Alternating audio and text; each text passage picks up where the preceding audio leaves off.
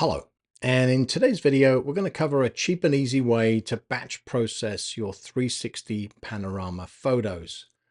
As part of our regular construction progress package, we include several 360 panoramic photos located at key areas around each site. These are great for allowing the clients to look from different angles, and depending on the size of the site, we usually provide between 4 and 10 of these shots. Until recently, I've been using a program called PTGui, which I bought many years ago. It works great, but it was missing a couple of key features that I really would like given my workflow. The two main ones being batch processing and automatically filling in the sky.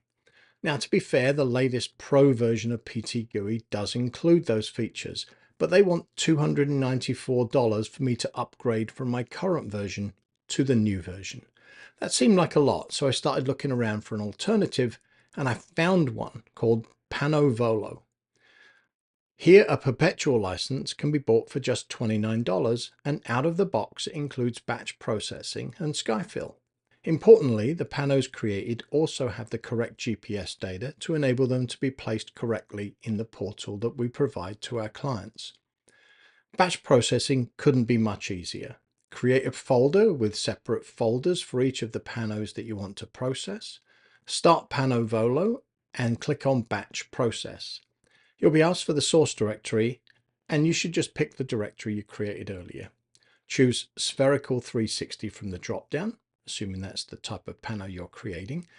Check the box to straighten the horizon, fill the sky, and auto crop, and then select a destination directory. Or do what I do, which is check the box to use the same directory when images are processed.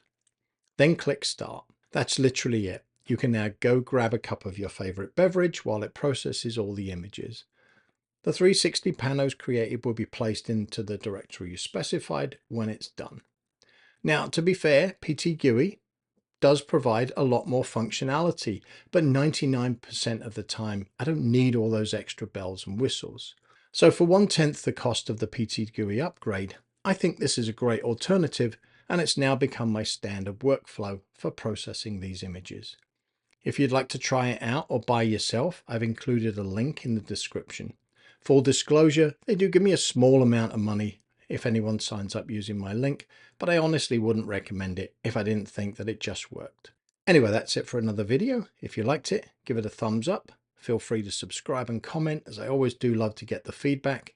And as always, I'll see you in the next video.